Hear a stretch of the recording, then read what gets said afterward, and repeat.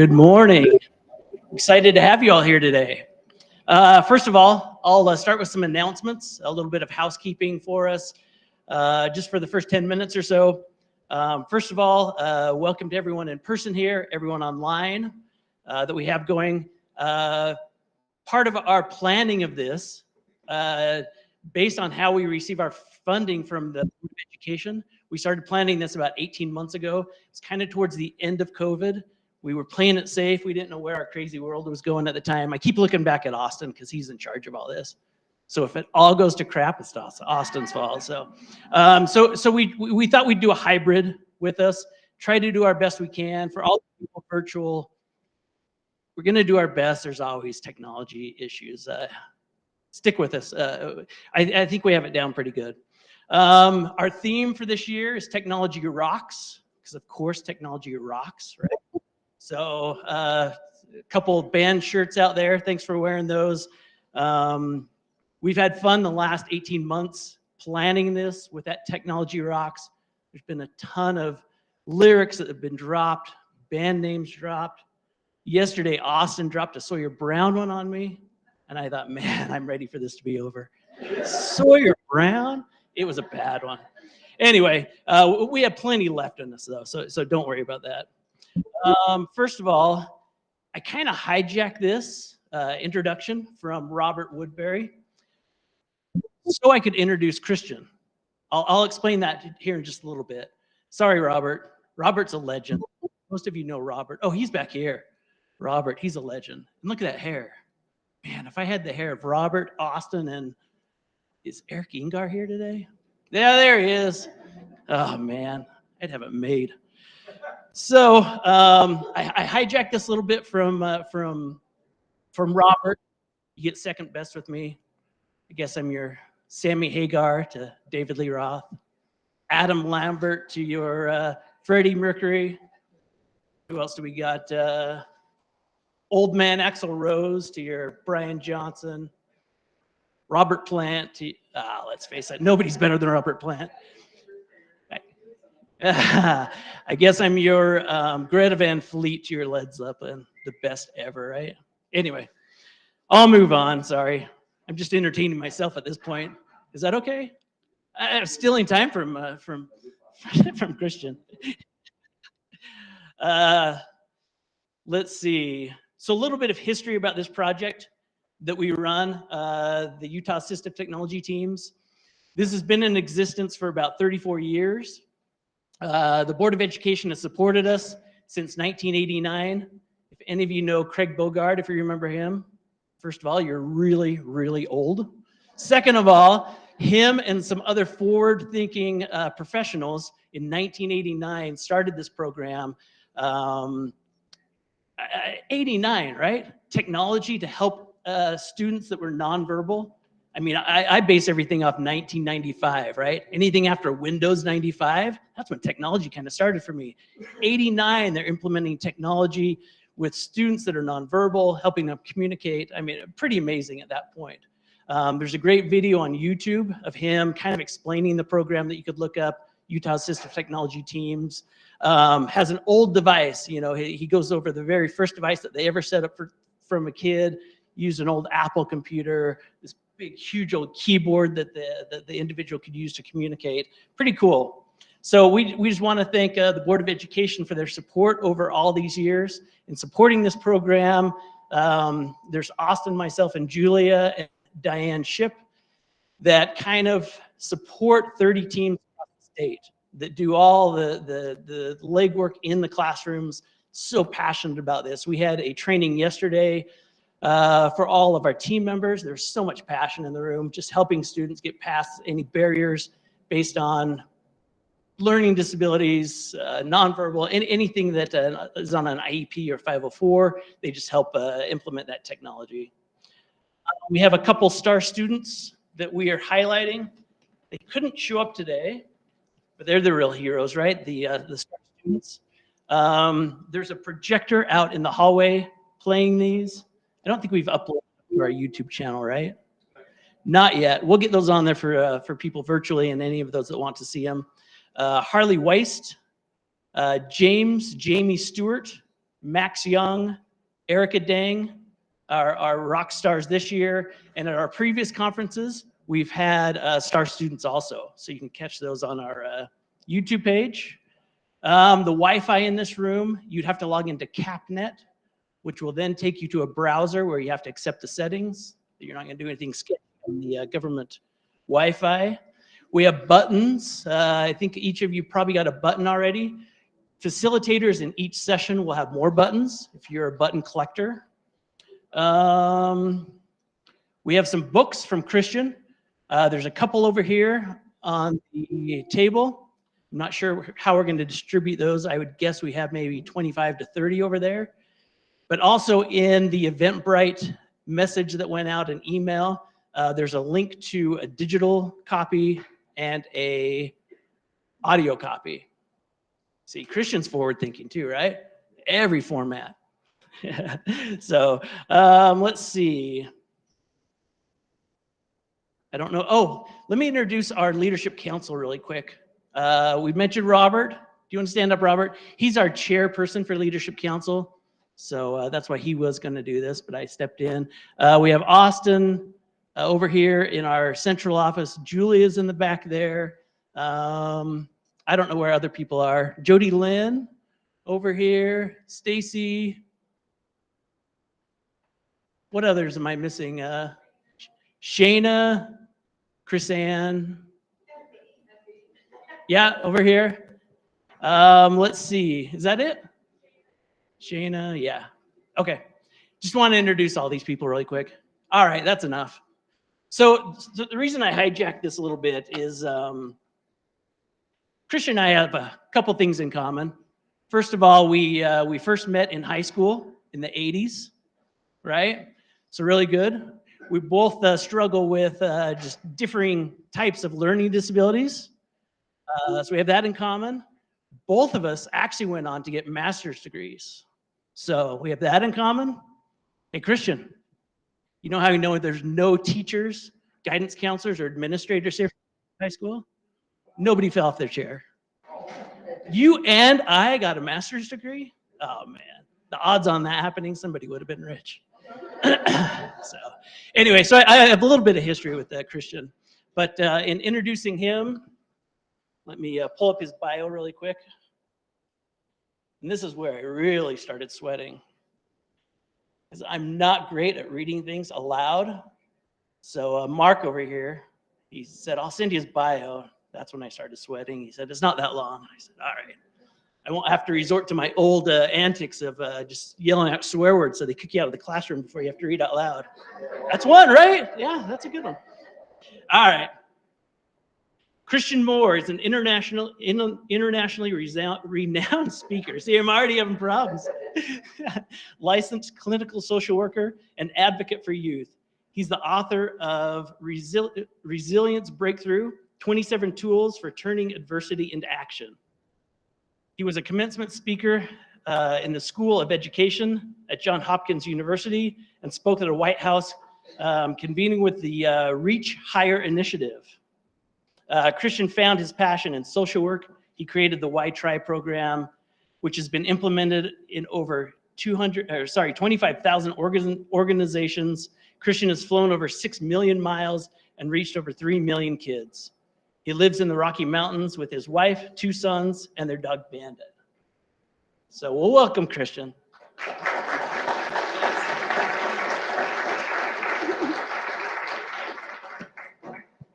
I love being in a learning different environment. People understand learning disabilities, learning differences. I can't mess up. These are the only audiences you cannot mess up in front of. And if he's your leader, I'm good to go. I'm not just kidding. I'm just kidding. When I first met him, when I come from a little bit of an at-risk background, I'll share in a minute, but he was one of the only people at Timpview High School that I could not throw. I use different language, and you'll see in a few minutes, and he would just laugh at me. So I remember that. And by the way, I've never been introduced with someone wearing a KISS t-shirt. And I want you to know, I have personally been to 3 KISS concerts. I have children that are huge KISS fans. My kids live in the 80s. Anybody have any kids from the 80s? It is the most bizarre thing in the world. So to understand me, I'm kind of a combination.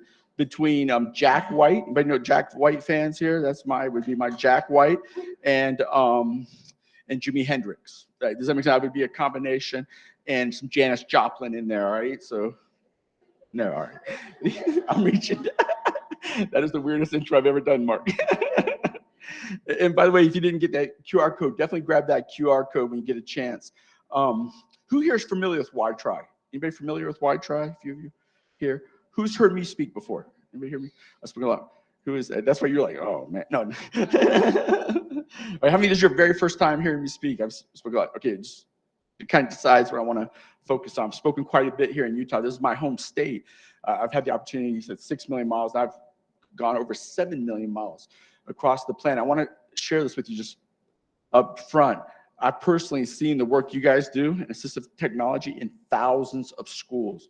You know, taking kids with my background, with my friend Kent's background, and giving us opportunity. It's incredible what you guys do. Extremely, extremely important. So, just right out the front gate here, you guys are definitely my heroes. My number one rule as a speaker is if anybody here has a cell phone, you can literally take your cell phone out and you can turn it to the on position. Please turn your cell phones on. You can talk to the person next to you. You can disrupt. You can make all the noise you want. If I ask you a question, do not raise your hand. That highly offends me. Just please yell out the answer. You can yell at me at any time during this workshop. I primarily work with students and advocate for students with severe learning disabilities and behavioral issues. So I'm not used to people listening to me. So if you quietly sit and listen, I'll get really, really nervous. So I love dysfunction. I was speaking the other day at a conference and a bunch of special education directors, and they're like, "We came to this conference to get a break from students like you." We deal with you guys all day long. And because of 504 IDA assistive technology, people like me, my friend Kenny, we're becoming professionals. We're becoming teachers, doctors, lawyers. You know, Microsoft is literally looking for kids with learning disabilities because we process information differently. They're dealing with problem solving and working on teams. Some of the biggest Fortune 500 companies are starting to realize people like me and Ken, we are out of the box. Does that make sense? We are not processing the world like other people process planet Earth. And that has tremendous value, especially in the innovative, creative fields. And so that's why what you guys are doing is so important to open up doors for students like myself. I want to start out doing something a little different. I want to start out by playing a quick game of basketball with you. And I have a couple rules to this basketball game. I'm going to have a couple different people shoot the ball. If the person makes it, I want you to cheer really, really loud. If the person misses it, I want you to just go, you know, a little bit sad. I'm going to have this gentleman right here on the front row. I can tell he's a serious athlete here. I do like that's a cool shirt, the Berlin Brewing Company. All right. So I'm going to be about 6 inches away from you. There's going to be like, Shaquille O'Neal slam dunk. Do you believe you can make it from right here? All right. I've never had anybody miss it from right here. All right.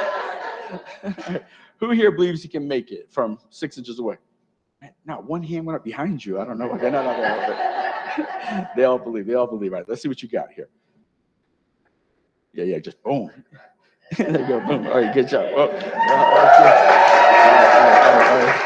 right, we're going back here a little bit. So I'm a therapist, so I see everybody's eyes going to the ground because, I pick up on the nonverbal communication. That's awesome. I'm going to have this young lady right here. What's your name? Mikkel, maybe about 3-4 feet away from you. Do you believe you can make it from right here? All right, who would put down $500 she can make it from right here?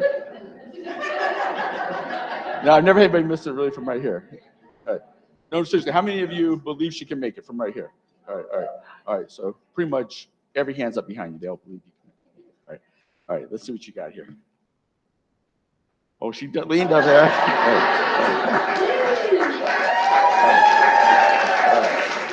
All right. I need a serious athlete on the back row. I'm gonna have the gentleman right there with the hat and the sunglasses. What's your name, sir? What's your name? Chad. What do you do here? What do you do? Occupational therapist. All right. If you could stand up. All right. All right. Do you believe you can make it from there? All right. Who here would seriously put down $2,000 if we were in Las Vegas that he's going to make this? Anybody put down $2,000? Oh, this guy, are you a social worker? One person believes that. It's usually some dumb social worker. That's good. I'm a social worker. So any social workers in the house? A few social workers. All right, one social. All right. All right. All right, let's see what you got. I'm gonna put it down a little lower so you know. All right.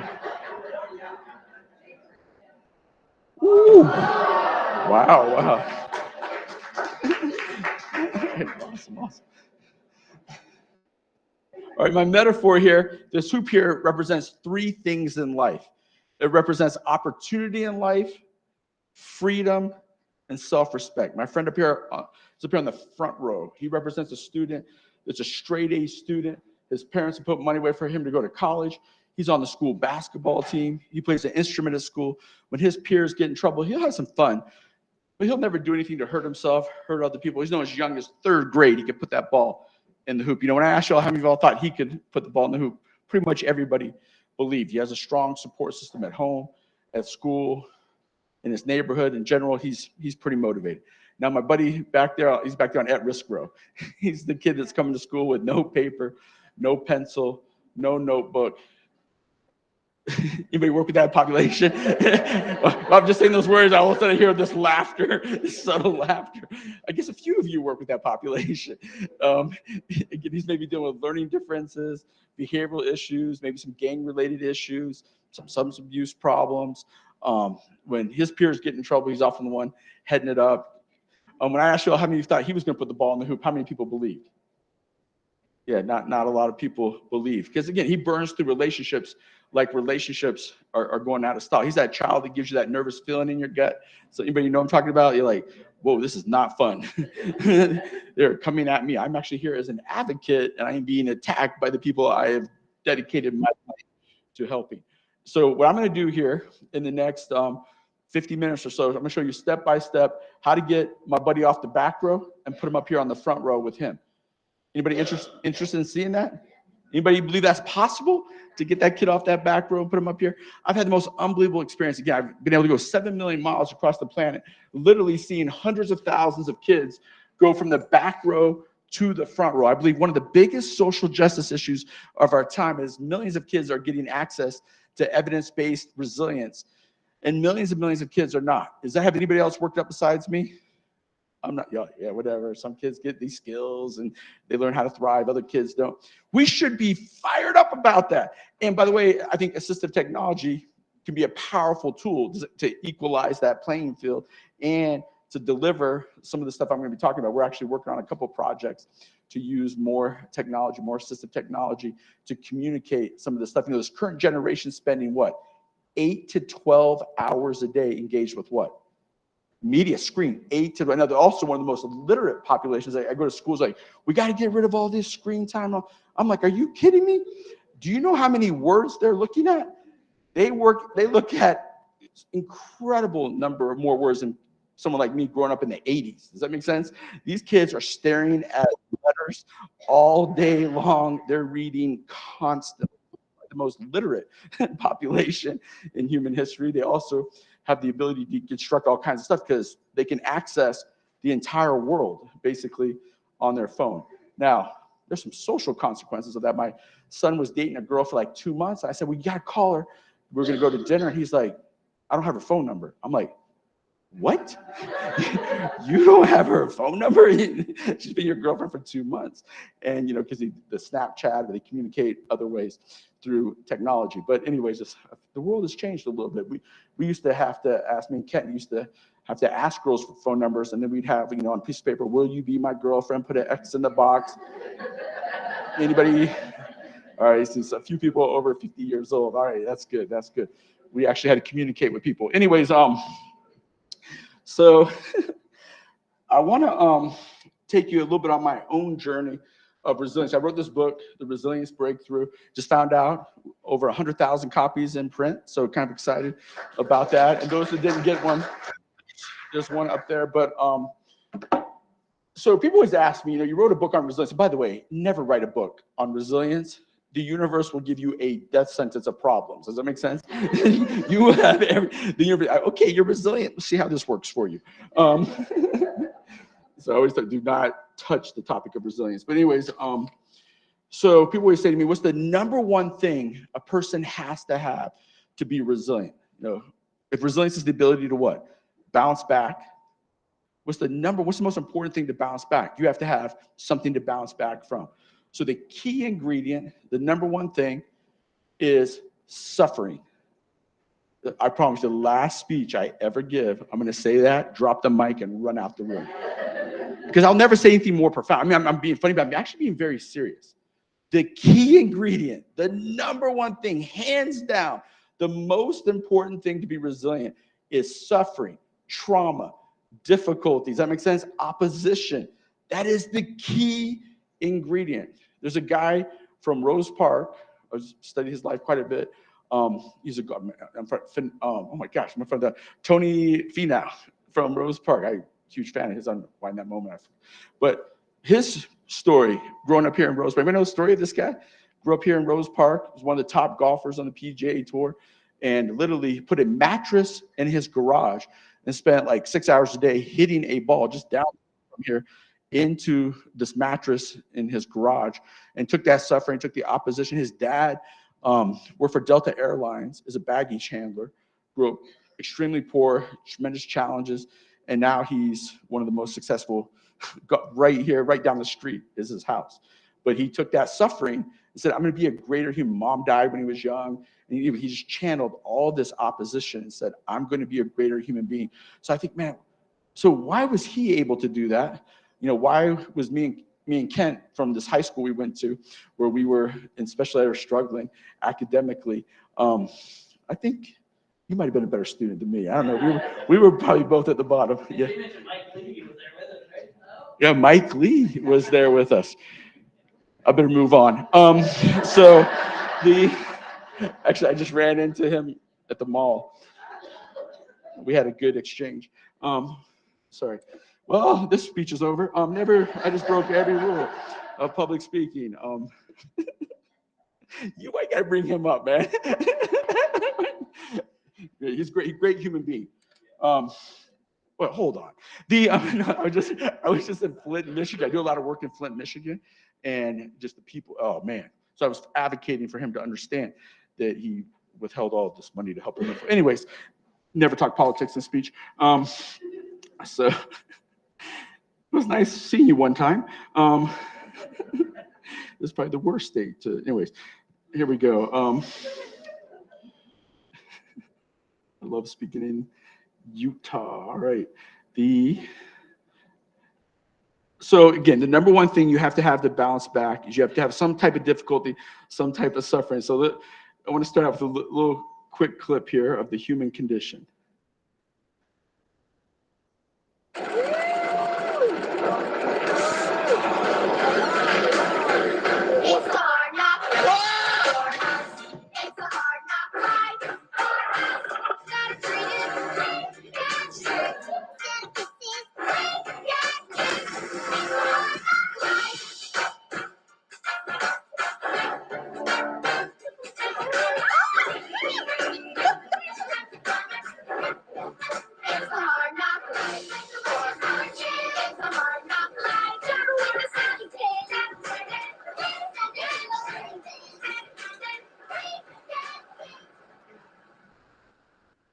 So anybody besides me ever dealt with suffering?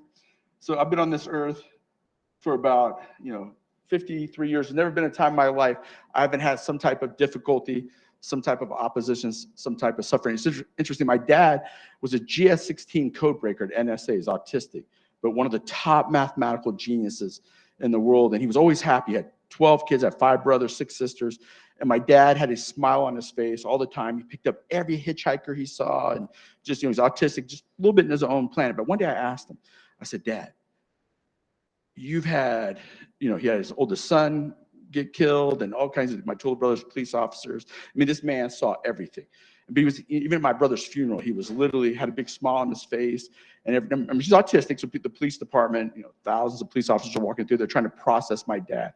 And I said, Dad, why are you happy all the time? Even when your son dies, one of your kids will get sick, he went bankrupt, he had all these problems, but always has a smile on his face.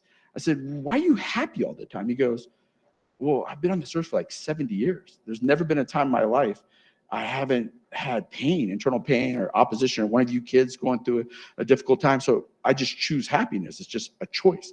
And I'm looking at this guy like he's insane. In the last couple of years, they've done all this research on happiness. What they found, it's a choice. Circumstances will not make you happy.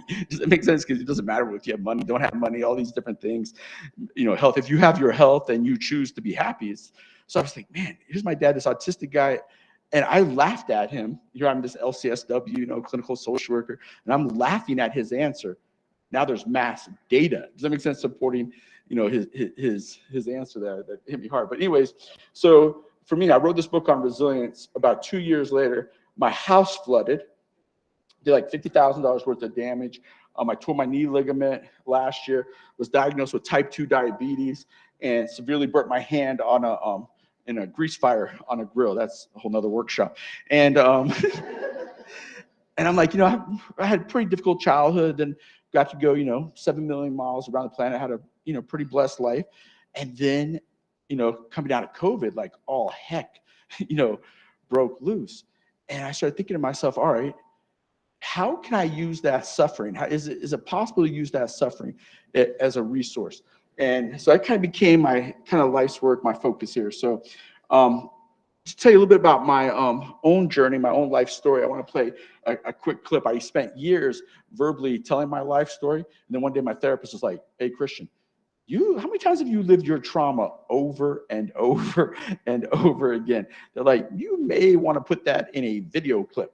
And so it only took me about 20 years to figure that out, and a few friends advocating for me and lots of therapy. All right.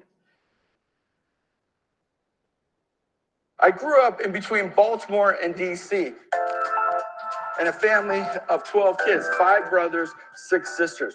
Both my parents had some mental health challenges. My mom had social phobia, generalized anxiety disorder, had a fear of leaving the house. You have to leave the house to go get food. So it wasn't a lot of food to eat sometimes in my house growing up. Don't tell anyone, but my dad was one of the highest level code breakers at the National Security Agency. You could give my dad any mathematical problem and he could instantly rattle it off the top of his head. My dad was autistic.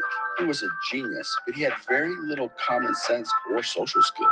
If you've ever seen that movie, A Beautiful Mind, you've met my dad. So having 2 parents with some mental health challenges put me in a situation where I ended up being a street kid. I could hang out till 2, 3 o'clock in the morning on a school night, had very few rules, very few boundaries. One night, I was out late at night and a car pulls up and I hear a voice. And the voice I hear is the voice of a woman who I endearingly called Mama Jackson.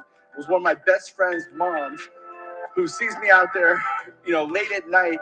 Christian had so many obstacles that was going on in his home. She knows what I'm out there doing, and she says, look, don't you ever set foot on our property. I'm going to call the school tomorrow. I'm going to make sure you're not in any of Sean's classes. I remember thinking to myself, dang, I know I'm bad, but I'm not that bad. I can never go to school with him ever again. When you see a child that's hungry, there's no happiness there. You're thinking about what other kids have. Going to school was very difficult for me. As a child, I was diagnosed with ADHD, conduct disorder, and severe learning disabilities. When I was sitting in a classroom, oftentimes, I was embarrassed. When I got called out loud, I would act up and get in trouble instead of embarrassing myself because I didn't know how to read or didn't know how to do basic math. So, for me, it was like going to the doctor's office every day, going to school. I had a hard time telling time. When I was even 17 years old, I couldn't tell time on a hand clock. To me, 4:45 equals 25 minutes to 5. But they tell me 1/4 is 15. I get 1/4, not 25. When we concentrate on that more to make sure that a child's needs are provided for, then that child will thrive. I know that I'm loved, and I know that this person is going to feed me. Mama Jackson took over and said, look, if you start going to school every day, I want to see your report cards. If you start answering to me, you can come eat in our house anytime you want. Now, Mama Jackson was a seriously good cook. That's one of the reasons why I'm in top physical condition right now.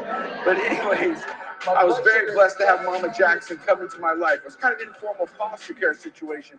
She took over and really started giving me skills of resilience, had a huge impact on my life. And I'm excited to share with you all the different skills and strategies that Mama Jackson gave me to help me become resilient. One of his teachers in high school said to him that he would never go to college. Christian went to college.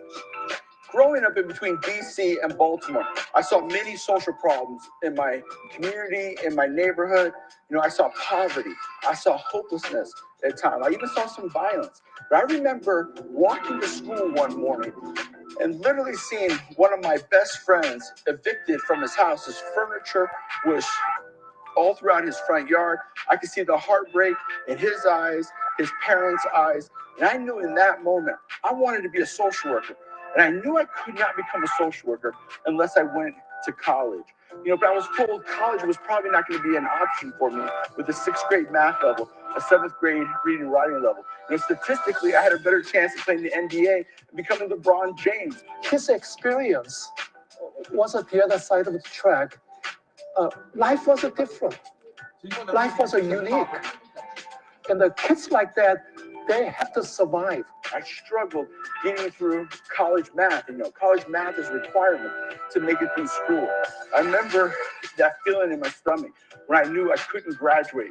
They're not going to let me graduate because I can't do math. I can't count money. I can't numbers. I get confused and all of these things. He was like a bobcat in a cage. So I came up with something called the No F game plan. And this was a strategy that I used to make it through school with my learning differences. He made himself big. He made himself known to others. I'm here. Hey, I may not have what you have, but I have a street smart. I would go to every class. I would sit on the front row. I would do all the homework assignments. And I would do enough extra credit to get a D minus. I would shoot for A's. But I learned in college you get just as much credit with a D minus. And his paper is not polished. Other students get an A. Christian gets B, sometimes a C. But he has ideas. He has a substance. And the WhyTry program that he ran with, and helped incredible number of students and the teachers and administrators came out of the classwork. He created an environment to teach teachers how to really deal with students that may have significant functional limitations. I persevered. Luckily, I knew what resilience was. I knew how to take my academic challenges and use them as a reason to knock down barriers, to focus on what was right with me, not what was wrong with me. The vision of WhyTry, and I think this thing is called the roller coaster ride. And I'm so glad that when he fell off of that roller coaster, that he got back on. Dr. Virgil Wood, civil rights icon and close friend to Dr. Martin Luther King, learned about WhyTry's impact and decided to honor Mama Jackson with the National Rosa Parks Save the Children Award. Mama Jackson gave me a safe and loving environment so I could thrive. She didn't get rid of my problems at home, at school, in my neighborhood. She showed me how to use those problems as a fuel source to put one foot in front of another and create a productive outcome with the opposition. Despite my many challenges, I was able to get a master's degree with a 6th grade math level and a 7th grade reading and writing level, and become a licensed clinical social worker. As a social worker, I was able to see the challenges that I faced growing up from a completely new perspective. I turned these insights into a program to help students reliably answer the question, why try? So anybody besides me ever had a hard time answering the question, why try? So most LD kids, when I ask them, why try, they'd go, I don't know, Mr. Moore. I don't know. So I thought, okay. especially with kids with learning disabilities, I want to make sure they know the answer to the question, why try? If they try in life, they'll have more opportunity in life, they'll have more freedom, they'll have more self-respect. I believe that's the answer to the question, why try? But the question is, how do you put that in a language that's relevant to them?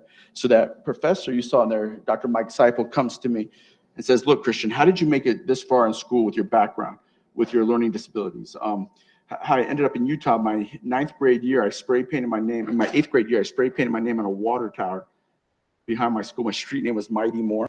So I painted Mighty Moore on your street name is the opposite of your persona. At the time, I was really thin, like the kid you see there in the video. And so I paint this on the water tower. The next day, there was a sign drill. They had an anti-graffiti project in Maryland. So like $2,000 reward leading to the arrest of the person who did this. So my grandparents were visiting from a place called Provo, Utah. And they said, you're going to come with us, because I was about to go into the juvenile justice system, there in Maryland. So they shipped me out to Utah to live with my grandparents. And that's where I met this guy, some other people in my 9th grade year. So I went from one of the worst public school systems in the country to one of the top schools for sending kids to college. I lockered, like 3 lockers down from Mike Lee. Does that make sense? And when I learned about that, there's 2 Americas I quickly became familiar with. And no disrespect, but you say, what's the difference between me and Mike Lee? I know his world. He does not know my world. Does that make sense? That's the problem. If we understand, I tell people, you have to be able to see things from at least 4 different perspectives. There's his view, there's my view, there could be our combined view, but it's not until we see that 4th perspective that we understand. Does that make sense? The big picture. So if you're making a decision on even 2 views, you're still maybe a little closed-minded. Being a white kid raised in an African-American home, that's one of the earliest things I learned in life is we only know what we're exposed to. If I said to you, everybody here has an Apple phone, raise your hand. Everybody here has an Android phone, raise your hand. I'll do this in an audience of like 2,000 people. And I'll say, look, everybody with an Android phone will say it's the greatest phone in the world. People who've only had an Apple phone will say an Apple phone is the greatest phone in the world. Because whatever we spend the most time with, it's the greatest thing in the world. My kids, than any other kids, because they're my kids. But the truth is, the reason why I've gone 7 million miles across this country is your kids are just as valuable as my kids. Does that make sense? My kids are not more special than your kids. Everybody with me on that? And that's the mentality we have to understand. So whatever we spend the most time with, it might not be the greatest thing. Everybody with me on that? That's our biggest blind spot. It's time spent blind spot. And so that's what I learned. Does that make sense? From living and going 7 million miles across this planet is we usually hate what we have the least amount of exposure to. That's one of the most important things to understand. So just study. What do you dislike the most? It's probably what you need to spend the most time with. Does that make sense? And you'll see like everything will shift. It's like driving a car. I have a rear view mirror right here, right? I can look into. I got my 2 side mirrors. That's 3 views, right?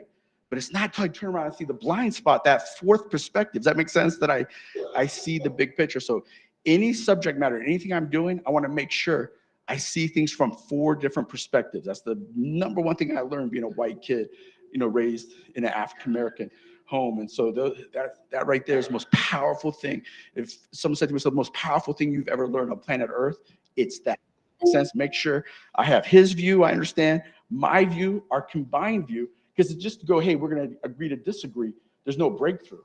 To get past agreeing to disagree, you have to see that 4th perspective. Everybody with me on that? And that's where we can get along with any human being on the planet. There's no human I can't get along with. I don't care what their background is, culture, situation. As long as I can see that 4th perspective, I can get along with anybody. Everybody with me on that? But if I can't see that 4th perspective, I can come up with a justification for why he's wrong. Everybody with me on that? So that's how we see the big picture. Okay, get an amen. Okay, that's the weakest amen I've ever heard. All right, if you share that in the South, they actually scream. Okay. But that professor you saw in there, Dr. Mike Seipel, comes to me and says, "Look, Christian, how did you do it? How did you make it this far?" I went to UVU. I graduated from high school, almost 20 years old. Applied to UVU, and I get accepted. I'm jumping up and down on the couch. My wife's like, "Christian, it's open enrollment. They let everybody into UVU." And I'm like, so I can't graduate from UVU because I can't do the math or foreign language. And so my wife, my grandmother go, why don't you apply to BYU? I'm like, yeah, right. You're not going to let me know. So I said, dear BYU, I do not meet any of your requirements. I don't have the math. I don't have the foreign language. I've never taken the SATs. People like me, we break into your homes. We break into your cars. Please let me into this university, because I knew I was just mocking the elitism of it. Does that make sense? I knew they would not let me in. And so there's a professor by the name of Dr. Shirley Cox, who helped start Decker Lake here, who's a legend, one of the leading experts in youth corrections in the country. She knew that over 70% of kids in our youth correction system have learning differences. Over 80% of the adult prison population has learning differences. So she took me under her wing and she said, Christian, you can come study social work, nothing else. She said, if you're responsible for putting fuel in the space shuttle, it will never get up off the launch pad. But she said, you might be able to do something in social work with your background. You know what I mean? So I was very, very lucky to have her show up. And that's how I got into BYU. So I was the first person to graduate from BYU with severe learning disabilities. I literally was on that college campus with a 6th grade math level, a 7th grade reading and writing level. I didn't know what 9 times 6 was. And so that professor says to me, Christian, how did you make it this far in school? He had a panic attack. I was his TA. He said, type in my computer, psychological assessment. I'm like, psychological assessment, S-Y. And he's like, holy cow, you can't even do basic spelling? How did you make it this far? That was that no F game plan you heard me talk about. I'd go to every class, sit on the front row, and do exactly what she's doing here. I would lean forward, I'd smile, I would nod. Yet you, man, you are like, you are next level. Who are you? She is literally doing it. And so I would sit on the front row, do all the homework assignments, and do enough extra credit to get a D-. So if the teacher said, go do a 20-page paper, I would do a 30-page paper. Because I learned if you do more work than the person helping you, they will always open up another door for you. So I make sure every LD kid understands that. There's no one in this room, if you saw a child working harder than you would run through a wall for that kid. But the problem is the kids don't know that. So I let them in on it. So go to every class, sit on the front row, do all the homework assignments, and do enough extra credit to get a D-. If you do those 3 things, you pretty much cannot fail a class, unless it's math or foreign language. I have no help there. But so that professor says, look, Christian, how did you make it through school with your background? So I wrote down a few principles on a piece of paper. So I just wrote down, I had to stop crashing. This is what Mama Jackson was referring to with the reality ride. I had to stop crashing. A school psychologist showed me that 80% of the kids I'm working with learning disabilities and behavioral disorders are visual learners. So this is kind of my contribution to assistive technology. I took everything in mental health and made it visual for kids, and then reinforced it with music they listen to and hundreds of physical activities, art activities, and started delivering everything in a multimedia delivery system. So, about 80% of counseling is what? Verbal cognitive talk intervention. And when I saw that 80% of these kids with learning disabilities learn visually, I said, why don't we take the most evidence-based mental health practice and deliver it in a visual multimedia delivery? So again, this current generation is spending 8 to 12 hours a day. So I don't need to explain to this group why that media is important. So to open back up. So to get on this track right here, to opportunity, freedom, self-respect. The roller coaster starts out, you go uphill, you have a rush, then boom, you come down and crash. The loop kind of represents the problems they keep having over and over again. Then I want to show them how to get on that other track to opportunity, freedom, self-respect. So these are skills of resilience, which I spent, like 18 years teaching skills of resilience. But I wanted to know, where does resilience come from internally? So to get on that track right there to opportunity, freedom, self-respect, I had to tear off my labels. I had many of these labels growing up: failure, druggie, learning disabled, dumb, lazy, rebellious, attitude problem, troublemaker. I had to tear off my labels. Anybody work with any students that have 3 or more of those labels? Only 6 of you work with those students. Okay, all right. So I had to tear off my labels.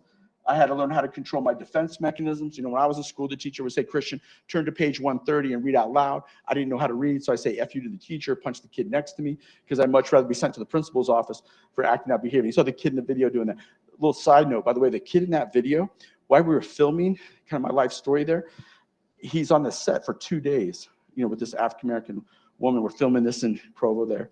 And the kid just starts crying after he's sitting on the porch and she talks to him and stuff, sitting on the porch in that little scene right there. And his dad's standing there with me off the set. And the little boy finally walks over and we're like, man, are you okay? Why are you crying? And he goes, I've just never experienced that kind of love before. So remember, they're recreating my childhood. The little boy is having the same experience. I said, have you ever been around an African-American woman before? And he goes, no, this is my first time. And there's that unconditional love. Does that make sense? In that community, so you accept that community. Mama Jackson, for example, said to me my entire life, when you're on death row, Christian, the only person that's going to visit you on death row is me. I'm like, man, that's a little raw, but anyways, but she would say, but why did she communicate that to me? Because it was unconditional. Does that make sense? It wasn't conditional. It was unconditional. And by the way, if you want to increase your happiness in life, make sure you're around more unconditional people than conditional people. Everybody with me on that? If you have 10 friends, if 6 or more of those friends are unconditional, your motivation, your resilience will go up, your anxiety will go down. If you have 10 friends and 6 or more of those are like, I'll be your friend if ... your anxiety will go up, your depression will go up. So we know relationships are the biggest X factor, but we even know to be resilient, you want to be around unconditional people far more than conditional people. Sometimes my own biological family was more conditional than my adopted family. Does that make sense? In my biological family was, I'll love you if ... You have the same views, beliefs, culture, background, you have value. If you don't, you have less value to me. Everybody with me on that? So at 53 years old, I only hang out with people who are unconditional. I don't even have time. For me to be your friend, can't say, Christian, I will hang out with you if you have my same perspective, views. I would run from him. Does that make sense? Because it's conditional. That's not love. Does that make sense? That's not real love. Everybody with me on that? So pay attention.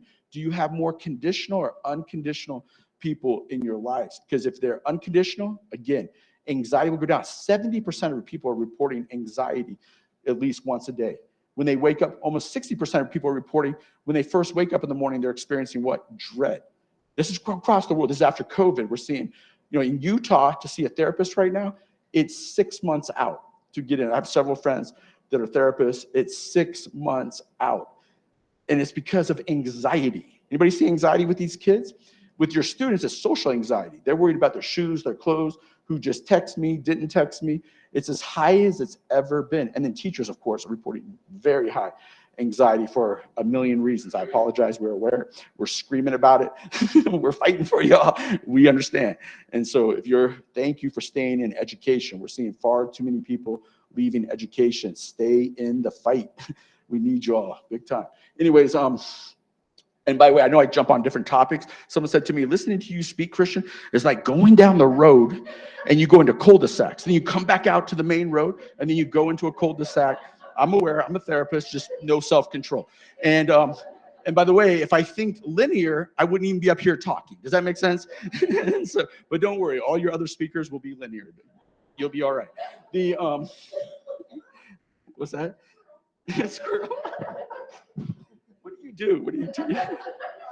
You do lots of things. All right, I need to hire you. I got dibs on you when you retire. All right. So you keep me on track. So she knows. She's like diagnosed me. She knows everything about me, man. Yeah, I got you. All right. This is just a simple formula on how to be motivated. We look at life's problems being like water. Water can flood and do damage, or water can be channeled through dams and create electricity. This is a kind of a tribute to my home state of Maryland. If you put a bunch of live crabs in a pot, if you don't put a lid on the pot, why can't the crabs get out of the pot? And the kids will say, well, duh, the other crabs are reaching up and pulling them down. So I'll say, hey, your friends you're skipping school with, you're doing drugs with, fighting with, all they're doing is they're pulling you down. They're keeping you in the pot. Misery loves company. We have them write in whatever problem they're dealing with, and we just walk them through this simple problem-solving model. They have to identify the problem, create options. Again, these are skills of resilience. This is kind of interesting. This is a maze. It takes me 20 minutes to get through this maze. I'll say to get through this maze, you have to have the desire to do it. You have to put the time in. You have to put the effort in. It's hard work. The other day, I was speaking to 2,000 kids. I said, what will take you further in life? Hard work or being smart in America? What do you think the 2,000 kids said? Being smart will take me further in America than hard work. Does that have anybody nervous besides me? So I spent the next hour and a half teaching them, actually in America, hard work will take you much, much further than just academic smarts. See, someone like me who's a social entrepreneur, I can contract smart people. People like Kent that are brilliant, You pay them $100 an hour, they'll code for you, they'll do, does that make sense? They can do all kinds of stuff. But anybody who's an entrepreneur, you want grinders, workers. Does that make sense? That's what keeps capitalism going. It's hard work. You know, people say to me, man, I'd love to do what you do. Well, I traveled for 7 years, 260 days a year. Does that make sense? For 7 years. That's 260 meals times 3 in a restaurant for 7 years. That's probably why I got type 2 diabetes. And by the way, my diabetes is under control. I'm below, I'm like even pre-diabetic right now, so I'm very proud. Okay. But y'all, you share way too much information, Christian, I'm aware. But this is a double whammy. I'm in my home state of Utah, and I'm with special, people understand special ed. So this is the safest, does that make sense? So I'm speaking tomorrow in New York with literally the superintendent, that we call the chancellor of New York Public Schools. In New York, they have no contact. Who is this crazy dude from the Rocky Mountains? You know, y'all like, oh yeah, we got his number. Yeah. So I love speaking in Utah. So they got to live society's laws and rules. They've got to get plugged into a support system. When we first work with kids, they usually have 1 or less of these. Our goal is to get plugged into at least 3 of these: a parent, a caregiver, positive friend, teacher, counselor, school official, positive mentor. You know, it's interesting. So for 20 years on the road traveling, I would tell people, hey, the most important thing is relationships. And we want to do something called surrendering the one-up relationship. We want to let kids know they have value and worth, whether they succeed or whether they fail. We have all these strategies on how to surrender the one-up. We want to make sure a kid feels one up, not one down in the relationship. And people would go, that's coming from a bunch of bleeding heart social workers. Then something hit called COVID. This is the only good thing I know that came from COVID. The debate that we are social creatures is over. Because we just did a worldwide study on what happens when you put human beings into isolation. And it was not good. Does that make sense? It changed the world, putting humans, because we're highly social. And so nobody will ever debate again that the biggest X factor for human beings is what? Other human beings. It's that debate is done. That one good thing that came from COVID, relationships are the biggest X factor. Thanks for coming. I'm out. Anyway, so sorry. I'm not gonna. I don't know why I've been speaking. I just want to do a mic drop every 5 minutes. Okay, and then the last picture sums it up. We first work with many of these students are standing right here next to this wall, but our goal is they learn how to stop, crashing, and so on, and get on top of that wall. And so how we got this in like now over 30,000 schools is we looked at the kids' GPA and test scores before they went through these skills and their GPA and test scores after they went through these skills. Because until school systems see how using this multimedia, and by the way, if you want to get more assistive technology and more multimedia and skills to these kids, if you deliver something that can be, especially that can be measured, does that make sense? They'll use more multimedia, more assistive technology if it's measured. Does that make sense in that? And so the ability to do that. And one thing I'm proud of, I've been able to put the arts in lots of schools where the arts, and I'll tell you right now, there's a huge shortage of the arts in the schools, and assistive technology can be a part of it. Does that make sense? Bringing those worlds together. So let me give you an example. Here's an example of some music that goes with this. Pull this up right here.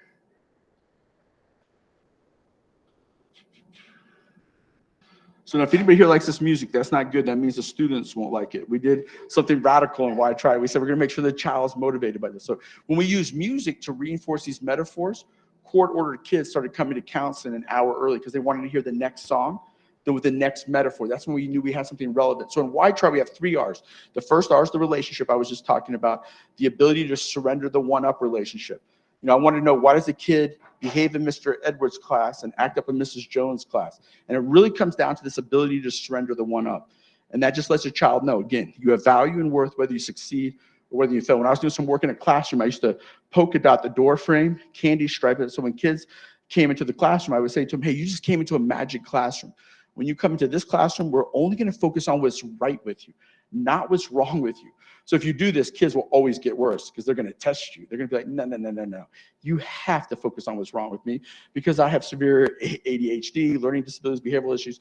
And so they love to be in an environment where the adult will only focus on what's right with them. They'll run through a wall for an adult that will only focus. Because most kids with my background, how many times do you think we've been told by the time we're 12 years old that something's wrong with us, that we have an attitude problem, we talk too much, we cannot stay on task? 1,000 times. Does that make sense? We know. And so telling us again doesn't do a lot. Everybody on that. But putting us in an environment where we cannot fail in changes our life. Does that make sense? It is powerful to be in that type of a setting. So the second R is relevancy. I'm sorry. So the three R. So the first R is the relationship. Second R is relevancy. That's why we use a multimedia delivery system. And then the third R is resilience, which I'm going to spend the rest of the time on. Yes, ma'am. Yeah. Uh-huh. Uh-huh. Yeah. Oh, wow. As a child, I got very poor, discouraged. Uh-huh. Just really didn't have that high expectations for my ethnicity or cultural background. Who's your background here? Is Mexican American. Mexican? Okay. And my parents worked 2 jobs, so my parents didn't get on. They would see us off, they would drop us off at school, we would walk to school, and then they would head out to work. They wouldn't get home until 11:30 at night. So we. Oh, do you want me to? Yeah. Oh, okay, sorry. Maybe those are the best. Okay, thank you. Yes, so I grew up in East LA. My parents worked 2 jobs. First generation of being Mexican American. Parents didn't speak the language, so they couldn't help me with my homework. So I was misdiagnosed in the school system. Early on, they thought I had a disability, which I didn't. I just had a language barrier. No one could help me at school, at home with my homework. But then there was one teacher that really took me under her wing and said, hey, you don't have a disability, you have a language barrier. And she gave me this, put me on this machine that would repeat words, and I could hear it, auditory. And I learned. And when I got to the 6th grade, I ended up going to AP classes, advanced placement. And she saw my potential. So I think teachers make a huge impact on students. Absolutely. I know. Can't quite remember Susan Blakesley. So when I moved to Utah, I didn't know how to read. And I had a teacher who did a similar thing for me and stuff. And just, where I had to hear it auditorily and stuff and did some incredible stuff in special education there at that school that made a huge difference to me. Yeah. But those relationships, are the biggest X factor. Like I was telling you about, Dr. Cox, from there, Dr. Mike Seipel. It's interesting. Dr. Seipel there, he says to me, look, Christian, we saw how severe my learning disabilities were in school. He's like, if you can get a college degree, my degree is worth less. I literally walked off that campus in tears. And then 8 years later, he's teaching. We're in actually the school social work textbooks and school counseling textbook. So we're in the textbook is evidence-based RTI, PBIS and stuff. So you actually lecture on my theories now. Now you might say, Christian, you're bragging, but that's actually a type of resilience called street resilience. There's always been people judge you, or if you're first generation, or you have learning disability, you have a language barrier. And so we know people with learning disabilities have average to above average intelligence. They just process information. So it's not uncommon. And that's what I say, that's why the tech world, huge companies, Fortune 500 companies are realizing kids with your background, my background, are very important. Does that make sense? And especially in problem solving, sometimes just thinking linearly, and logically. If I could say that word, I probably wouldn't be here. Anyways, but you know what I'm trying to say. It's the ability to do that. And we're seeing, it's interesting. I see so many kids that you're describing. Those kids are thriving when they're given the tools, the opportunities. And this is why I'm in education. We all know it's access to knowledge. When you have the information, you can thrive. And across this country, some kids get access, again, to evidence-based resilience, and many kids do not. So I'm going to jump into the resilience. So actually, let me just play one song for you so you have a feel, and then I'm going to jump into the resilience. So here's a song that goes with tearing off labels. So, going back to this metaphor here, we want the child to visually see it, and then we'll do a physical activity. We'll take a can of lima beans. Why lima beans? You can throw them away. And we'll cut the bottom of the lid off the bottom. We'll fill up the inside of the can with Starburst, and then we'll crazy glue the lid back on the bottom. And then we'll put a blank label on the outside of the can. On one side of the can, we'll have the students put their strengths. On the other side of the can, we'll have them put their negative labels. And then we'll have them rip off their negative labels, especially the negative ones, and they'll stomp them into the ground. I've even seen kids spit at them. Tears are coming down their eyes because, they're literally ripping off their labels. And so they throw the labels away, then I hand them a can opener. They open up the can really carefully, and inside the can is the starburst. We'll say, hey, the starburst represent the real you, our outward actions and behaviors. What we really want to focus on are those positive behaviors. So they physically experience something, they visually see it, and then we want them to hear it in music. So here's a song that goes with this. Here we go. I'll just play a little bit of this, and then we'll.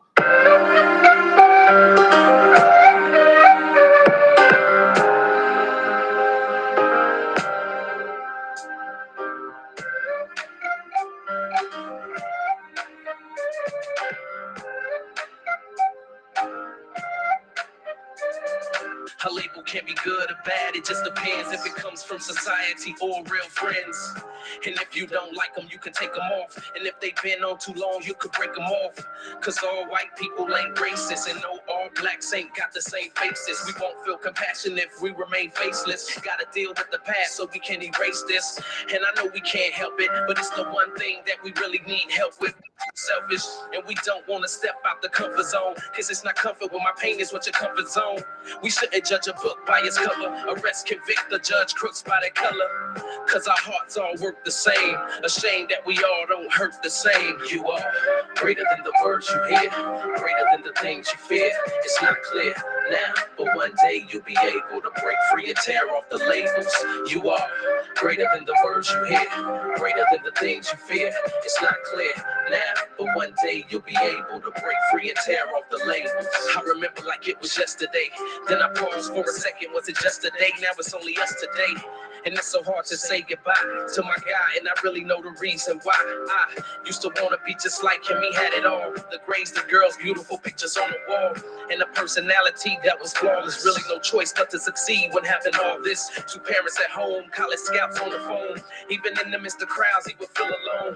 And I never understood till I got the call. It's too much pressure, I'm ending it all. I said, man, that ain't the thing to do, cause there's a lot of people that would kill to be you.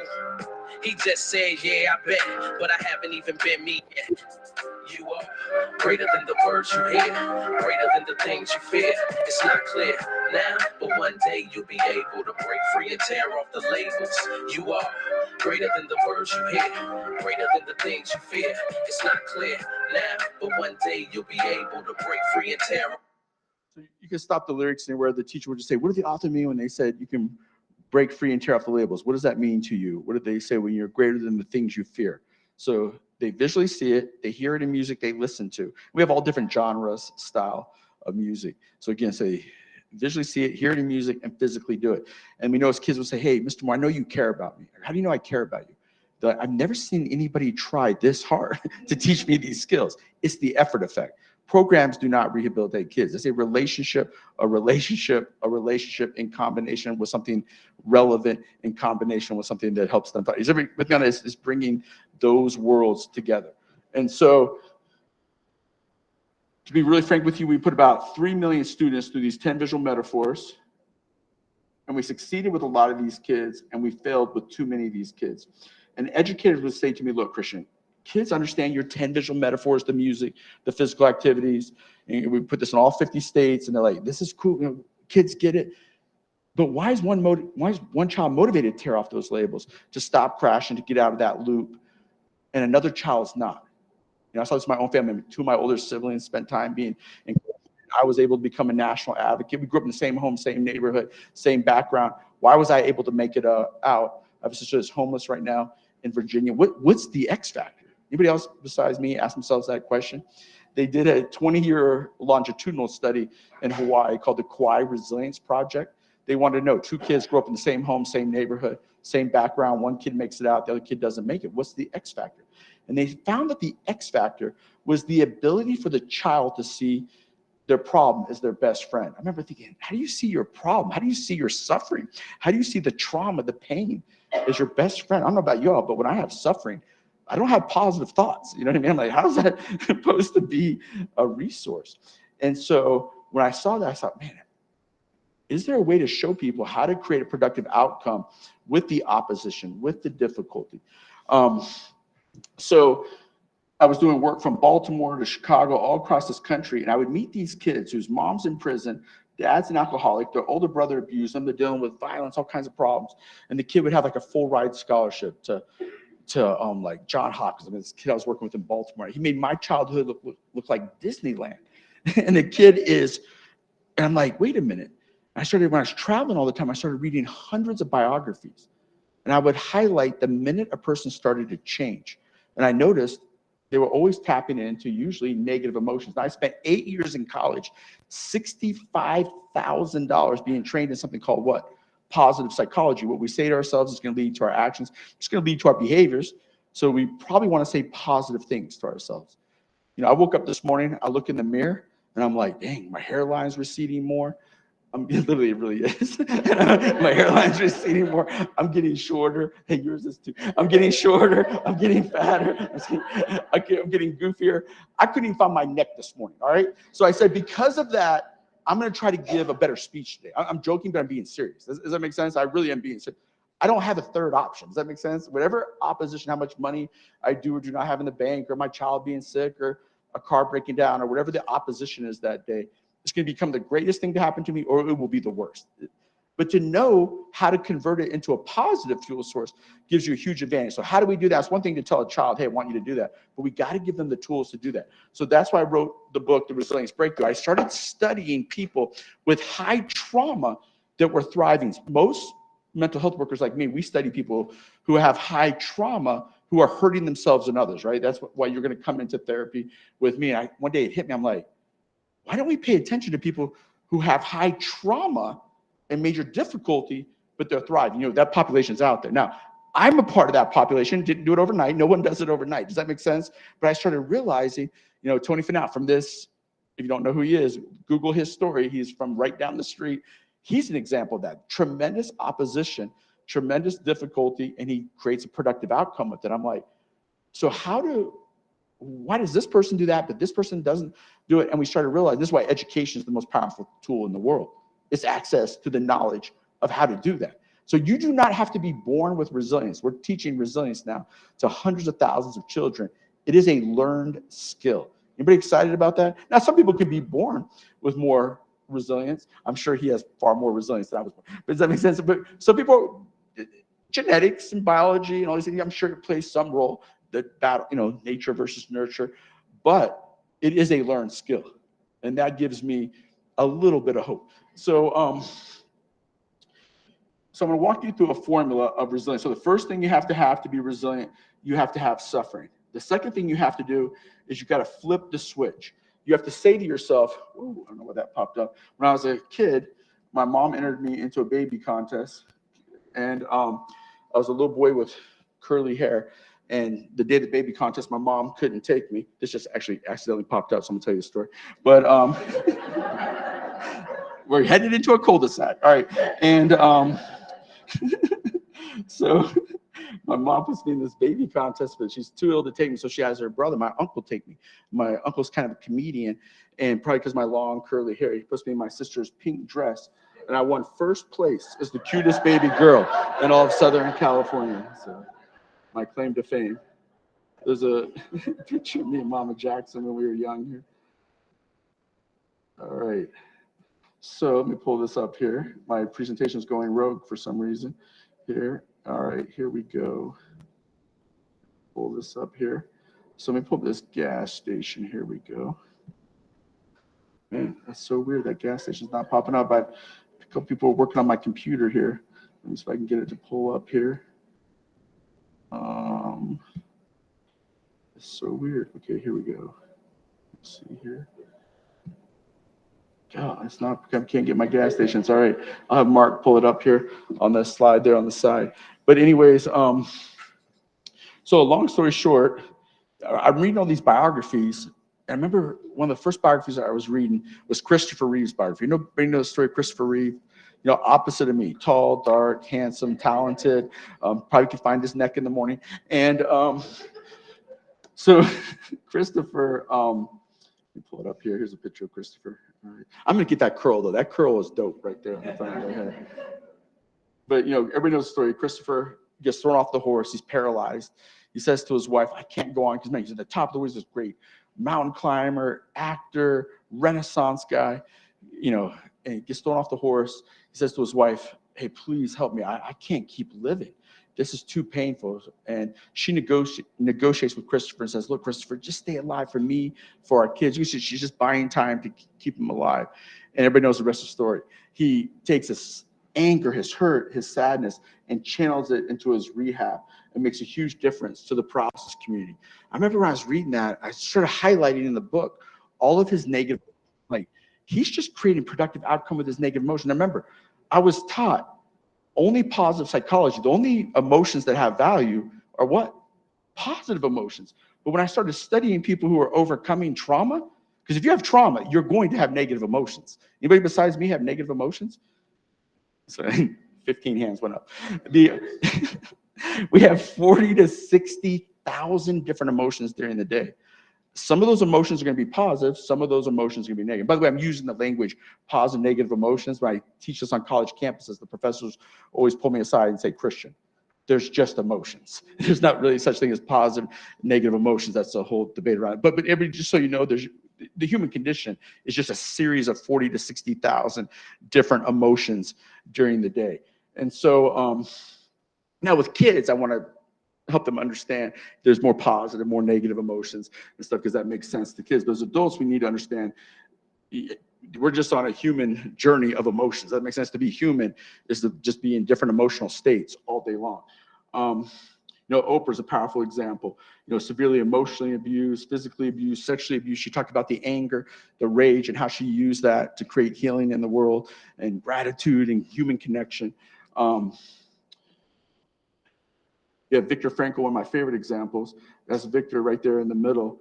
I didn't realize when he was a psychologist before he went into the prison camps there, into the camps, and he was like, what blew me out of the water is he advocated for people with mental illness. He told the German leaders, look, do not put them into the concentration camps, and stood up to him, and he prevented lots of people from having to go into the concentration camps. That story blew me out of the water. And then Man's Search for Meaning, which is the top 10 books of all time. But everybody knows the story. He talked about he didn't control what was going on, but he literally would not give them control of his emotions and said, I'm going to use this pain and help trying to change the world. And so there's millions and millions of examples of the ability to do that. And so how I explain this to kids, I'll say, look, can you charge a battery with just a positive connection? What do you think kids say? No. Can you charge a battery with just a negative? No. It's the positive and the negative coming together that enables the battery to charge. For example, if me being here right now and talking to you all was dependent on the emotions on the left, optimism, love, peace, happiness, I wouldn't be here speaking to you all today. I'm here speaking to you all today because Mama Jackson showed me what to do with my negative emotions. In the video that I showed earlier, you see the plate with the tinfoil on it. She'd pull over in front of my elementary school and she'd say, look, Christian, I cannot get rid of your parents' divorce, your learning disabilities, some of these challenges we're having in this neighborhood, challenges you're dealing with at home. You have every reason to be angry. You have to use that anger as a reason to turn in your homework, stay in school, make better decisions. So if you think about it, you have twice the fuel source to put one foot in front of another if you can maximize both your positive and negative emotions. If you have to wait for positive emotions to show up before you push through opposition or difficulty, you're actually at a massive resilience disadvantage. Everybody catch that? You're actually at a disadvantage. Remember, I spent 8 years in college, $65,000, only being taught positive psychology. If you go to Barnes & Noble, go to the self-help section of the bookstore, every book's going to emphasize positive psychology. What we say to ourselves is going to lead to our actions. Just think positive thoughts. But again, anybody besides me ever have negative thoughts? You have twice the fuel to bounce back if you can tap into both your positive and negative emotions. And by the way, what makes you human? It's actually the birthplace of humanity, is the fact that you have negative emotions. If you didn't have negative emotions, if you didn't mess up, you didn't make mistakes, you would be AI, you'd be artificial intelligence. What makes you human is your imperfections, not your perfections. Everybody with me on that? That's the birthplace of humanity. That's the most special thing about you. Have you ever been taught that? I was never taught that. Does that make sense? And so I was taught that what was wrong with me was my deficit. But anybody know who Brene Brown is? Why is vulnerability so important? The only way, if relationships are the biggest X factor, I'm a professional speaker. I know how to, I'm being kind of vulnerable in the speech. I'm not giving a perfect speech. I'm telling you how I really think and feel. And it's because I've learned over the years, just be real. Does that make sense? If you're authentic, you can connect with people at a deeper level. If you're fronting, you're pushing yourself away from other human beings. It's only through being vulnerable and authentic that we become more intimate, we become closer. Does that make sense? That's the birthplace of human connection. You know, for years I've traveled with people. Sometimes I'll travel with people, they have no problems. Their lives are perfect. I mean, it's lonely. Does that make sense? Because there's nothing real going on. Does that mean anybody being around someone that with no vulnerability? You cannot get close to them. Does that make sense? And if resilience is based on relationships, it's so important that we maximize both our positive and negative emotions. I was sharing this a couple of years ago by the University of Iowa, and there's a bunch of professors in the humanities department hearing me talk about this, and they go, Christian, you don't even understand your own battery. I go, what do you mean?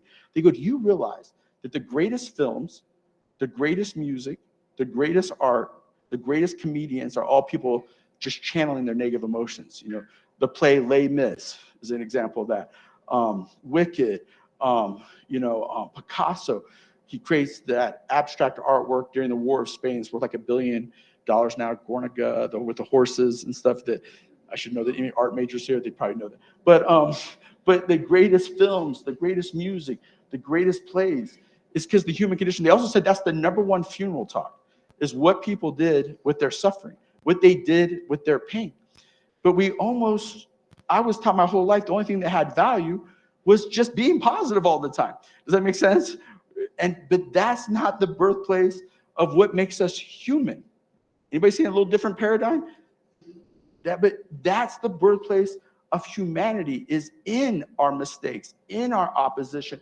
And that's where growth takes place. The ability to know how to maximize both your positive and negative emotions gives you a massive advantage. So we're teaching kids by the time they're in 3rd grade, the minute they feel sad, angry, mess up, get hurt, nothing's wrong with them. Does that make sense? That's the human condition. I was working with a little girl a couple of years ago on the Navajo reservation who was showing up to school like an hour late almost every day. She would go to school, just start punching other kids. So they said, hey, Christian, we want you to come visit this little girl. This girl is out of control. So I go to her house. I walk in, and they have a dirt floor. There's red clay. Does that make sense? Their floor. And I'm like, all right, I grew up around poverty. I've never seen this type of poverty before. So this little girl, she'd wake up in the morning, and her feet, were covered with, this red clay on her feet. It would go up almost to her ankles.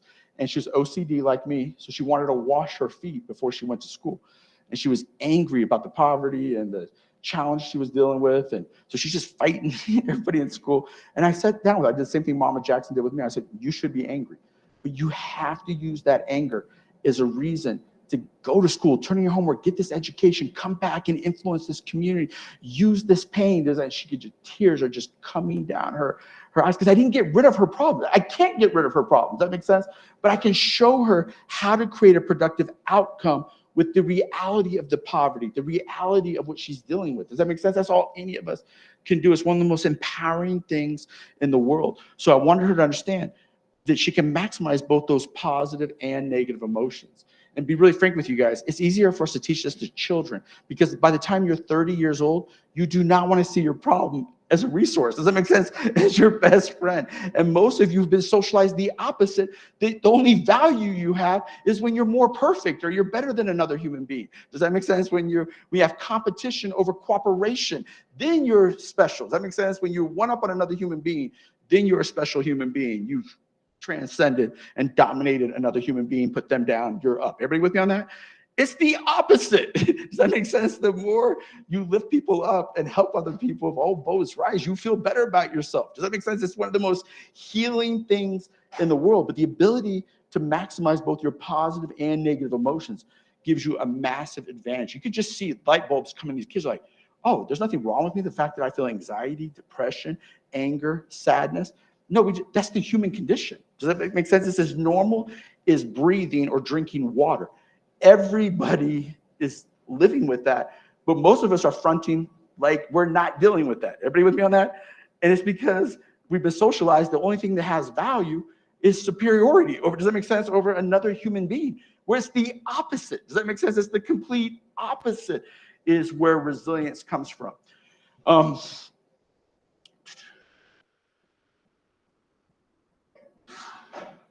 So it's one thing to tell a person, hey, we want you to maximize both your positive and negative emotions. But this is where the inner motivation comes from to do this. So when we started looking at tens of thousands of kids that had high trauma and were thriving, we kept seeing these 4 things pop up over and over again. Something called relational resilience, street resilience, which I already alluded to, and resource and rock bottom resilience. And in the book, we outline these 4 sources of resilience in the book. And then we have 27 tools on how to develop your relational resilience, your street resilience. And I think, does everybody here pretty much have a book here? Did everybody not get a book? Okay, so I know we have some over there and we can link you to stuff. All right, so relational resilience. This is a picture of my 2 kids, Cooper and Carson. If I never ever got invited to speak again, I would go work in 4 different fast food restaurants because they need me, I need them. The other advantage I have, when I was 28 years old, you know, I never made over $6 an hour. So if I make over $30,000 a year, I'm rich. Everybody with me on that? And so the one nice thing about being learning disabled, by the way, the average income for people with my background is $12,000 a year. Everybody catch that? With moderate to severe learning disabilities, $12,000 a year. You know, because people are dependent on me, because they need me, I need them, my resilience goes up. So this is where resilience comes from internally. I had read lots of books on resilience. They would only tell me the skills of resilience. You know, hard work, determination, why try are the skills of resilience. But I wanted to know, where does it come from internally? So where does it come from internally? Is this relational resilience. You know, Mama Jackson was a part of that relationship for me. You know, Harriet Tubman, powerful example of relational resilience. You know, she freed over 200 slaves on the Underground Railroad. The slaves want to turn back around. They'd hear the dogs coming towards them in the woods. They see the lights coming towards them. The real story is Harriet Tubman had a shotgun, and she'd explain to them, if you turn back around, we're all going to get captured. And they tended not to turn around for some reason, and she didn't lose one slave on the Underground Railroad. She's also the grandmother of my profession. You know, Mother Teresa, one of my favorite examples of relational resilience. She goes and gets the Nobel Peace Prize the night before they have this huge banquet, and they have presidents, dignitaries, all these people are coming to town, and she's like, I'm not showing up. And they're like, you're not showing up? Why are you not showing up? And she goes, I'll tell you what, I want the cash that you spent on that banquet. And because he was on the nicest china, the nicest food, you know, all these things. It's like this really expensive banquet. They give her the money for the banquet. She feeds over 300 families for 4 years on the amount of money of an hour-and-a-half banquet. And that is powerful relational resilience. It's interesting. As I'm just sharing her picture for a couple of years, people will often come up to me at the break or after I show this picture, like, hey, you got to take that picture down. Mother Teresa wasn't perfect, man. She maybe kept a lot of money. She gave a lot of money to the Catholic Church and just distributed and stuff. I was like, wait, Mother Teresa isn't perfect? She might not have been a saint. I'm even more excited about her. She's like me. Does that make sense? She's a human being. She's real. She messed up. She made mistakes, but she still created product, because that's the real human condition. That's how everybody is. Does that make sense? So she's even more special to me if she's not perfect and not a saint. Everybody catch that? Because that's the birthplace of humanity. That's what's most special about all of us, is our imperfections. That's what makes us vulnerable. That's what makes us real. That's what creates human connections. We support each other in our flaws, in our weaknesses. Okay, get an amen. Amen. You have never seen Mother Teresa explain that way, have you? And I think she is a saint, more likely because of her imperfections would make her saintly. Everybody with me on that? Not her perfection. You know, Rick and Dick Hoyt ran over 240 triathlons together. Because of time, I'm going to skip a couple of these here. The second place resilience comes from a street resilience. And that's where you use any type of pain, disrespect, social inequality, and mistakes as fuel to propel you forward. Now, I already told you the professor who said, if you can get a college degree, my degree is worth less. You know, Rosa Parks refusing to sit on the back of the bus is a powerful example of street resilience. Mandela in a prison camp for 27 years. My favorite story about Mandela is the prosecuting attorney who seek the death penalty against Mandela. When Mandela becomes the president of South Africa, reaches out to him, invites him to his house, connects with him for a couple hours. At the end of the meeting, and he tells the guy, look, I messed up. I made huge mistakes. I learn from those mistakes. I'm going to create reconciliation. I'm going to bring people together with opposite views and perspectives. And everybody knows the rest of the story. And, his most watched funeral in human history was his funeral. Why did the whole world care about his funeral? What's interesting is when the guy walked out, remember, this is the guy seeking the death penalty against Mandela. The national media there says, hey, in South Africa, what do you think of Mandela now? This is a direct quote.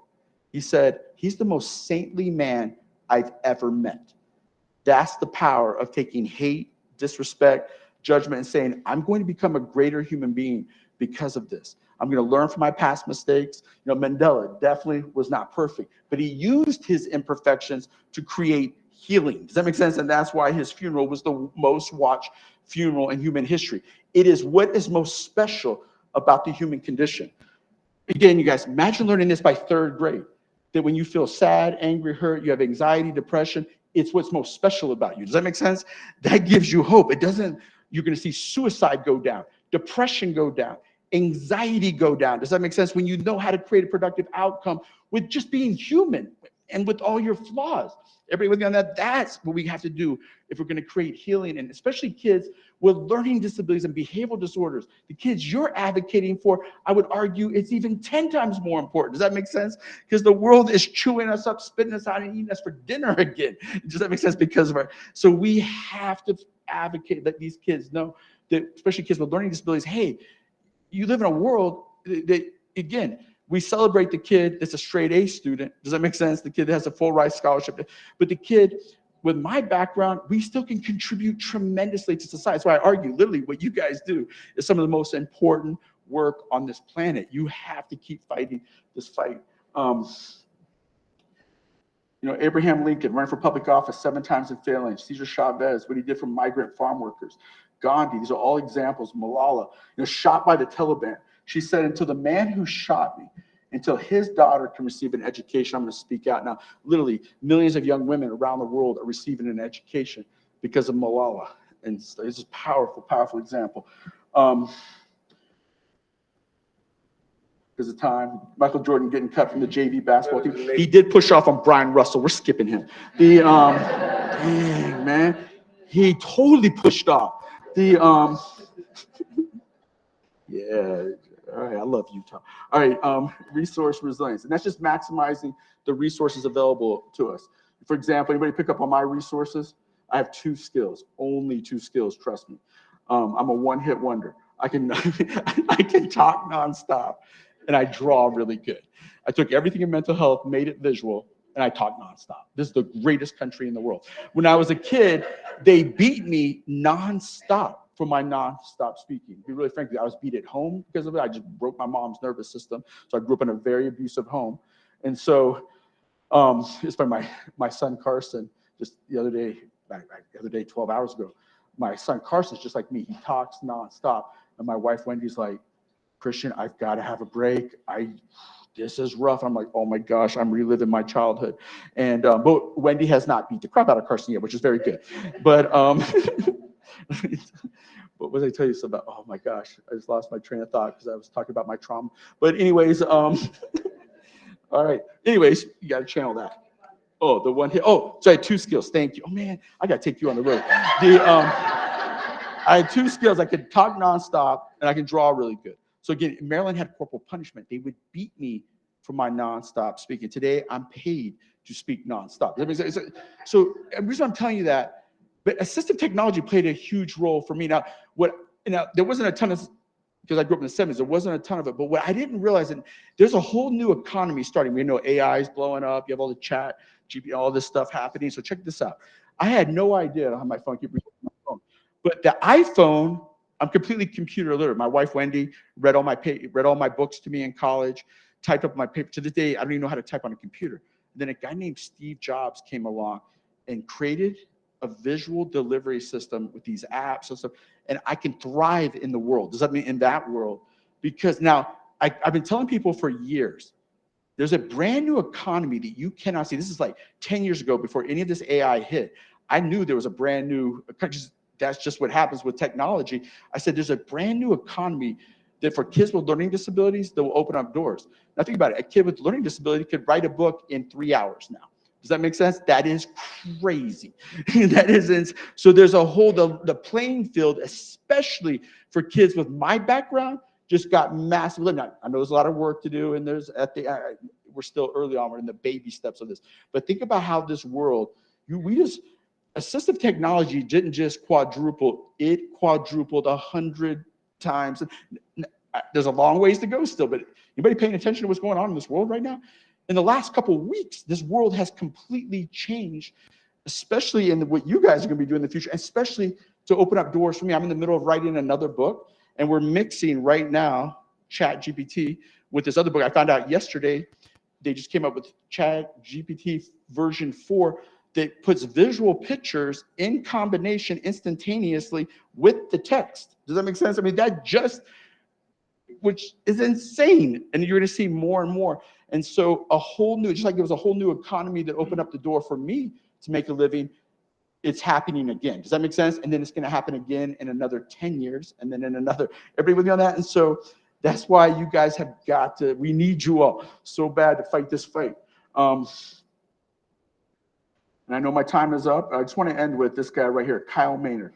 He was born with no arms, no legs. He wrestled in high school and college. Everybody seen him before? This guy is my hero. It's funny. I've had the opportunity to speak with him a couple times. Last time I saw him, he's like, Christian, how do your arms work for you? I'm like, really good, Kyle. He's like, how do your legs work for you? I'm like, really good. He's like, if I had access to your arms, your legs, I'd take a little better care of myself. So I went off of soda for 3 days. And that's probably why I have type 2 diabetes. But anyways, so Kyle Maynard, born with no arms, no legs. A couple years ago, he crawled to the top of Mount Kilimanjaro. Because what he's doing, all any of us can do is maximize the resources we have. The reality is I'm a little bit different. I'm a little bit strange, right? But all I can do is maximize my current cognitive ability, my learning disabilities, whatever behavioral issues I have. I can only start where I stand. Does that make sense? And all you can do is start where you stand. And it's the human condition. That's all any of us can do. So Kyle's a great example of just maximizing the reality of where he is. Does that make sense? That's all anybody can do. And that's why we have to give ourselves grace. Does that make sense? First, to mess up, to make mistakes is the human condition. It's what's most special about us. But we have to, we're going to teach children that we have to give them the tools to be resilient. Does that make sense? With their trauma, with their opposition, with their difficulty. And Kyle Maynard is a powerful, powerful example. He put rubber balls on the end of his stubs and crawled to the top of Kilimanjaro. Now he's hiked several mountains. And so all of us have our mountains that we have to climb. And all of us, all we can do is do the best we can in the reality. And even in that pain, if you can see that battery, you have a huge resilience advantage. So I just want to end with this. So to be resilient, you have to do, we have a simple model. The first thing you have to be resilient is you have to have suffering. The second thing you have to do is flip the switch. You have to say to yourself, how do I use this suffering as my best friend? That question, how do I use this pain as fuel, as motivation? You know, on my tombstone, it's going to say, there's no law in the universe that says you cannot take a negative emotion and create a productive outcome with it. That's the most powerful thing I've learned in 53 years on this earth. There's no law that says you cannot take negative emotions and create a productive outcome with them. You absolutely can. It's just that some people have been taught how to do that, and millions of people have not been taught that. Does that have anybody else worked up besides me? I am highly worked up on that. That's why I'm going to continue to go 7 million miles around this planet. I'm going 14 million miles. Does that make sense? Because everybody should have access to that information. And so, again, you have to have suffering. You got to flip the switch. You've got to maximize both your positive and negative emotions. And you got to tap into relational resilience, street resilience, resource, and then rock bottom resilience is just the ability, again, to say to yourself, how do I use this suffering? How do I use this opposition as a fuel source? And again, in the book, we have 27 strategies on how to be able to do that. And I want to end with, right here, I'm going to put this QR code up. This is Mark. Mark, stand up real fast. Mark Merrill right here works in Utah. This guy is amazing. He's helped literally hundreds of thousands, probably over 1 million kids across this country get access to evidence-based resources, resilience. He's one of my heroes. I'm the hot air. He does the work. But we're here in Utah. And because we're here in Utah, let me just pull this up. If you access this QR code, you reach out to Mark. If we sit down with the director of special education, usually special ed student services, if we show them what we're doing, 80–90% of the time, they'll get these tools off the ground. I'm gonna be really frank with you because I'm in my home state. A lot of times they don't believe there's anything new, innovative, or any new way to impact these kids. You guys, we get very little rejection when they say, I won't say this is my home state, I don't care. Does that make sense? I'm gonna be really frank. We do over 300 staff developments a year. 99% of the people that attend our trainings give us a 5 because everything we do, the child digitally sees it, they hear it in musically, they physically. Teachers are tired of hearing theory, especially working with LD behavioral disorder kids. They want specific tools, does that make sense, to reach these kids and put them in a position to thrive. So it's the combination between WhyTry and resilience. So if you grab that QR code, Mark, we live here in Utah, we will personally come out and do a free demo. If you get the director of student services and special ed, we'll sit down with them. We live here in Utah, does that make sense? And you don't even have to go back and get off the ground. Just put those people in a room. 80–90% of the time, they'll get it off the ground. Does that make sense? That's what we need your help. Does that make sense to do? And again, if we're going to New York, millions of kids in New York are getting access to this information. Kids in my home state of Utah should get these resources. I'll be really frank with you. We see the statistics in Utah for kids with my background, not good. Does that make sense? We know we were dealing with one of the highest suicide rates, depression, anxiety. We have to make sure all children in Utah have access to evidence-based resilience. I need your help. You guys are my heroes. Keep fighting the fight. Do not leave education. We're seeing far too many. I'm going to be in New York speaking, trying to figure out how to keep these teachers. And we know there's a crisis right now with that, but you guys do not give up. Does that make sense? These kids need you. Please stay in education. Thank you for your time.